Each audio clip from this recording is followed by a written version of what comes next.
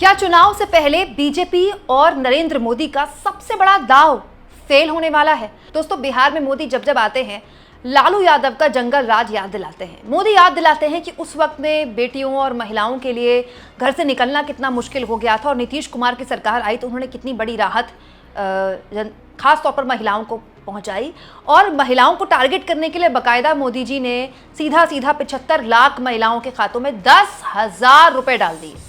अब इस पूरे के पूरे मुद्दे की हवा निकालने के लिए प्रशांत किशोर ने एक बहुत ही विस्फोटक खुलासा कर दिया है। सम्राट चौधरी, बिहार के डिप्टी सीएम, बीजेपी का वो चेहरा जो मोदी जब भी बिहार आते हैं उनके बगल में दिखाई देते हैं, सम्राट चौधरी पर प्रशांत किशोर ने बहुत ही विस्फोटक खुलासा कर दिया है। दोस्तों, लालू यादव के दौर में एक बहुत ही चर्चित कांड हुआ था, शिल्पी गौतम रेप और मर्डर कांड। मतलब जब जब लालू यादव के जंगल राज के चरम सीमा का उल्लेख होता है, तब तक शिल्पी गौतम रेप और मर्डर कांड की याद दिलाई जाती है। वो एक ऐसा कांड था जो लालू यादव के दौरान, उनके राज के दौरान हुआ, और साधु यादव को बचाने के लिए उसमें एकदम से पानी फेर दिया गया जांच में। अब इस पूरे मसले को लेकर प्रशांत किशोर ने एक बहुत ही विस्फोटक खुलासा करते हुए कह दिया है कि ये जो मामला था, इसमें अभी के जो मौजूदा बीजेपी के डिप्टी सीएम हैं, इनका नाम भी जांच में आया था, और बाकायदा सीबीआई ने उनके सैंपल्स बगला लिए थे। और अगर वो गलत बोल रहे हैं तो जो सम्राट चौधरी हैं वो सामने आए। दोस्तों, ये अपने आप में बड़ा मामला इसीलिए है क्योंकि अगर बीजेपी लालू यादव पर या आरजेडी पर जंगल राज का आरोप लगाती है, और उसके खुद के नेता इतने बड़े कांड में उनमें आरोपी होने का दावा प्रशांत किशोर करते हैं, तो ये बीजेपी का पूरा जो नैरेटिव है जंगल राज वाला, तेजस्वी यादव के खिलाफ, लालू यादव के खिलाफ, उस पूरी तरह से उसको ध्वस्त तो करता ही है। साथ में कैसे कैसे लोगों को बीजेपी अपना नेता बनाती है, डिप्टी सीएम बनाती है, उस पर भी रेखांकित करता है। और क्योंकि ये मामला भी महिलाओं के खिलाफ अत्याचार का था, और ये बहुत बड़ा मामला था, बहुत ही चर्चित मामला था, अगर उस मामले में बीजेपी के मौजूदा डिप्टी सीएम का नाम उछाला जाता है, तो आप ये समझ लीजिए कि पूरी बीजेपी की जो मेहनत है, 10,000 रुपये डालने वाली, महिलाओं की सुरक्षा की, या फिर लालू यादव के जंगल राज की, उस सब में पलीता लगता है। सुनिए प्रशांत किशोर ने क्या कहा। बिहार में पुरानी पत्रकारिता करने वाले लोग, आपने शिल्पी गौतम के रेप और हत्याकांड की कहानी सुनी होगी। आपने सुना होगा कि लालू जी के जंगल राज का जब चरम सीमा था, जितनी यहाँ माताएं बहनें हैं, जो पढ़े लिखे लोग, समझदार लोग हैं, स्वच्छ छवि वाले बिहार में रहने वाले लोग हैं, याद कर लीजिए शिल्पी गौतम रेप और मर्डर केस, जिसमें एक डॉक्टर के लड़के को और शिल्पी गौतम के साथ ऐसा आरोप लगा था कि उनके साथ सामूहिक बलात्कार और उसके बाद उनकी हत्या कर दी गई थी। साधु यादव पर उसका आरोप लगा था, बड़ी हंगामा हुआ, सीबीआई में केस गया। मैं आपके माध्यम से आज पूछ रहा हूं कि क्या अभी के उप मुख्यमंत्री सम्राट चौधरी उर्फ राकेश कुमार उर्फ सम्राट कुमार मौर्य उस केस में संदिग्ध अभियुक्त के तौर पर नामजद थे या नहीं थे, ये प्रेस में वो बता दें, उसके बाद हम उसका डॉक्यूमेंट आपको जारी करेंगे। इनका सीबीआई ने इनको अभियुक्त के तौर पर इनकी जांच की थी कि नहीं, उस मुकदमा में इनको नामजद संदिग्ध बनाया गया था कि नहीं, ये सीधा आपको बता रहे हैं। ये आए और ये पूरा केस तब के भाजपा के नेता सुशील कुमार मोदी जी ने उठाया था, और तब सम्राट चौधरी यही साधु यादव और राजद के गैंग के हिस्सा थे।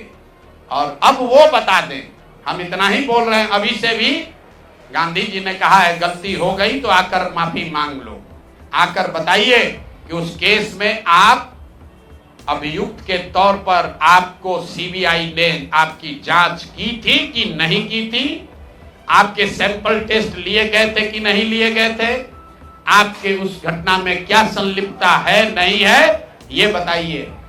उस केस में आपको बता देते हैं, लालू जी का प्रभाव था, साधु यादव को बचाने के लिए केस को बंद कर दिया गया, लेकिन वो केस खत्म नहीं हुआ। पटना के एक एक आदमी को याद है वो घटना।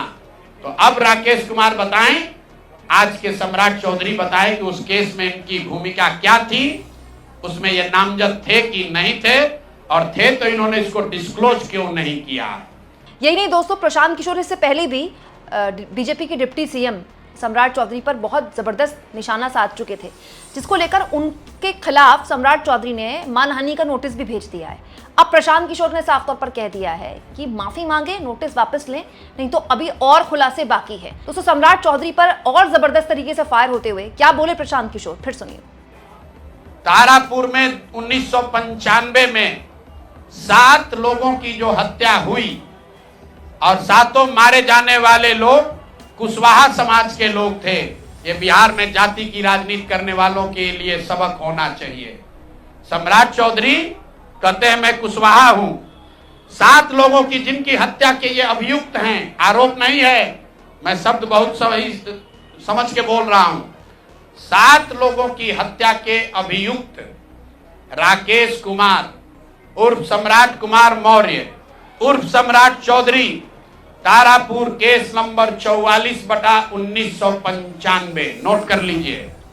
44/1995 में 7 लोगों की हत्या हुई, उसमें ये अभियुक्त हुए।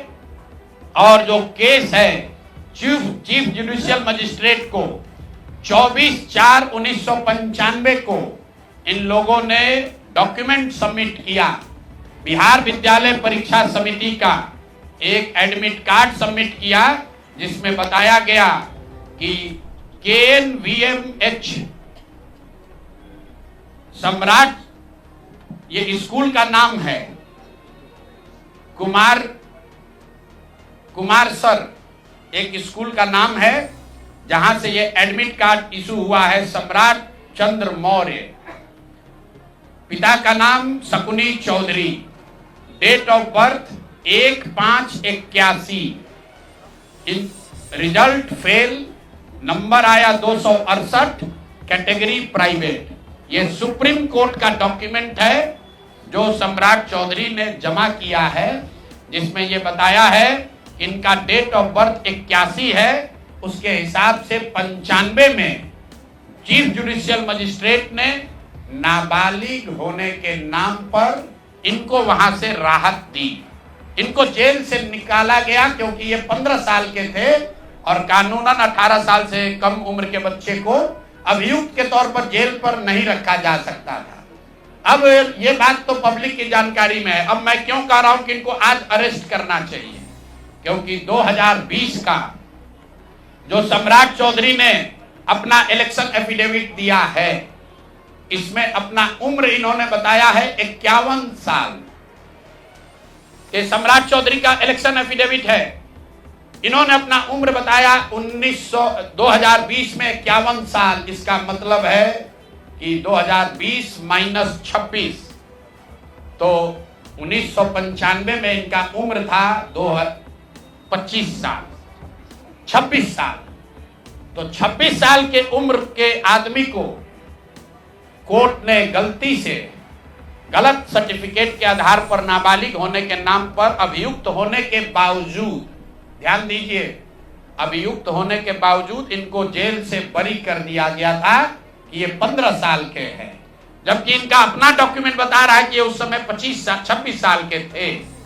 तो 26 साल के उम्र के आदमी पर अगर 6 लोगों की हत्या का आरोप है, तो जब तक कोर्ट से वो फ्री नहीं होते हैं तब तक उनको जेल में होना चाहिए। और ये आदमी यहाँ का उप मुख्यमंत्री बनकर बैठा हुआ है। तो मैं यहाँ के मुख्यमंत्री से और बिहार के माननीय राज्यपाल से ये अनुरोध कर रहा हूं कि हत्या का आरोपी, हत्या का अभियुक्त सम्राट चौधरी, राकेश कुमार उर्फ सम्राट चौधरी उर्फ सम्राट कुमार मौर्य आज संवैधानिक पद पर बैठे हुए हैं। ये देश के संविधान का, देश के विधि विधान का इससे बड़ा अपमान नहीं हो सकता है कि जिस व्यक्ति को जेल में होना चाहिए वो आदमी यहाँ का उप मुख्यमंत्री बना हुआ है। तो मुख्यमंत्री नीतीश कुमार सीधे इस पर कार्रवाई करें। नहीं करेंगे तो कल परसों में हम लोग राज्यपाल के पास डेलीगेशन लेकर जाएंगे, सिर्फ बर्खास्तगी के लिए नहीं, सम्राट चौधरी के गिरफ्तारी के लिए। पूरा समझिए, मैं कैमरे पर कह रहा हूं सम्राट चौधरी हत्या के अभियुक्त है, जेल से फर्जी डॉक्यूमेंट निकाल कर बाहर निकले हैं, या तो इनको बर्खास्त करके गिरफ्तार कीजिए और नहीं तो देश में जितने लोग हत्या किए हैं उनको भी जेल से छोड़ दीजिए। ये हालात है, ये डॉक्यूमेंट है आपके सामने। ये सम्राट चौधरी का इलेक्शन एफिडेविट है जिसमें 2020 में उन्होंने अपने आप को 51 साल का बताया है। उसके मुताबिक 1995 में वो 26 साल के थे और कोर्ट में इस आधार पर इनको बरी किया गया है कि ये 15 साल के बालक हैं। तो ये बता दें कि ये हत्या के आरोपी हैं। इन्होंने जो सर्टिफिकेट दिया है वो ठीक है कि नहीं है। बाकी ये भाई साहब जो घोटाला किए हैं अपने डिग्री उग्री में, तो बहुत छोटी बात है। आज की प्रेस कॉन्फ्रेंस सीधी हम लोग मांग कर रहे हैं, सम्राट चौधरी को हत्या के अभियुक्त है, 6 हत्या के अभियुक्त हैं, उनको गिरफ्तार कीजिए और नहीं तो बिहार में जितने लोग पर अभियुक्त जिनको बनाया गया उनको सबको छोड़िए। इस देश में अलग अलग कानून नहीं हो सकता है। और ये गृह मंत्री के साथ घूम रहे हैं। मोदी जी को हम लोग कल पत्र लिखेंगे कि आपके पार्टी का नेता, जितने लोग भाजपा के समर्थक हैं, भाजपा के जितने लोग नेता हैं, कार्यकर्ता हैं, वोटर हैं, आपके जरिए से सबको बता रहा हूं, मेरे भाई एक बार अपने दिल पर हाथ रखकर सोचो। जिस व्यक्ति पर 6 लोगों की हत्या का आरोप है, जो व्यक्ति 6 लोगों की हत्या का अभियुक्त है, उसको तुम अपना नेता बनाकर बिहार का उप मुख्यमंत्री बनाए हो और तुम अपराध की बात करते हो, तुम जंगल राज की बात करते हो। तो सम्राट चौधरी को अभी के अभी पद से इस्तीफा देकर पुलिस को अरेस्ट करना चाहिए और अगर पुलिस अरेस्ट नहीं करती है तो हम लोग कोर्ट में मूव करेंगे, कोर्ट के संज्ञान में बात को लाएंगे कि साहब ये बताइए कि कैसे आपने इनको बेल दिया है, कैसे इनको आप समाज में बाहर रहने की अनुमति दे रहे हैं।